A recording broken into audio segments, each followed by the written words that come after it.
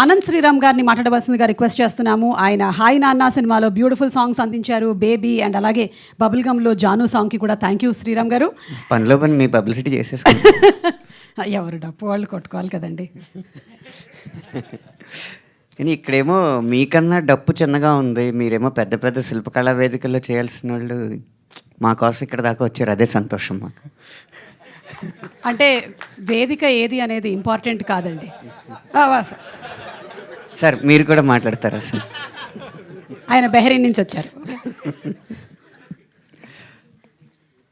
మీ రంగాల్లో అగ్రస్థానంలో ఉన్న రంగస్థలాన్ని ప్రోత్సహించే కథ కోసం ఇంత దూరం వచ్చి ఇక్కడ కూర్చున్న పెద్దలందరికీ, అలాగే రంగస్థలానికి ప్రతినిధులుగా ఉన్న సురభి కుటుంబ సభ్యులందరికీ నా హృదయపూర్వకమైన నమస్కారం.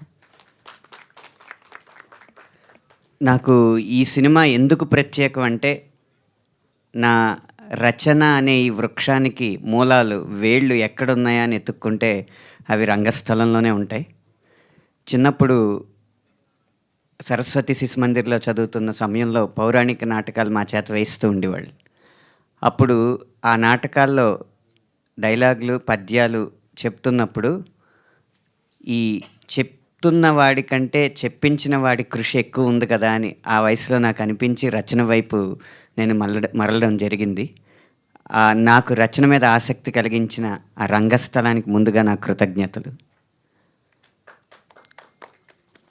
అలా నా మూలాన్ని స్పృశించిన కథని నా ముందు తీసుకొచ్చి నా చేత పాటలు రాయించిన అర్జున్ సాయి గారికి కూడా నా హృదయపూర్వకమైన ధన్యవాదాలు.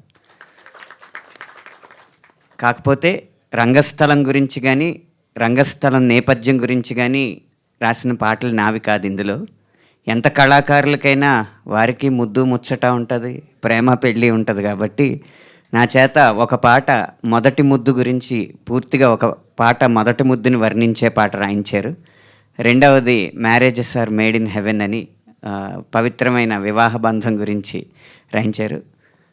కథ నేపథ్యానికి సంబంధించినది కాకపోయినా ప్రతి మనిషి జీవితంలో ముడిపడి ఉండే ఆ ముద్దు ముచ్చట్లు, ప్రేమలు, పెళ్ళిళ్ళు గురించి రాసి నన్ను కూడా ఈ చిత్రంలో భాగం చేసినందుకు చిత్ర బృందానికి కృతజ్ఞతలు తెలుపుతూ, ఇంత మంచి చిత్రాన్ని ప్రోత్సహించడానికి వారి స్థానాన్ని కూడా పక్కన పెట్టి వచ్చి ఈ సినిమాలో నటించిన ఈ లబ్ధ ప్రతిష్ఠులందరికీ కూడా ఆఖరిగా ధన్యవాదాలు తెలుపుకుంటూ విరమిస్తున్నాను.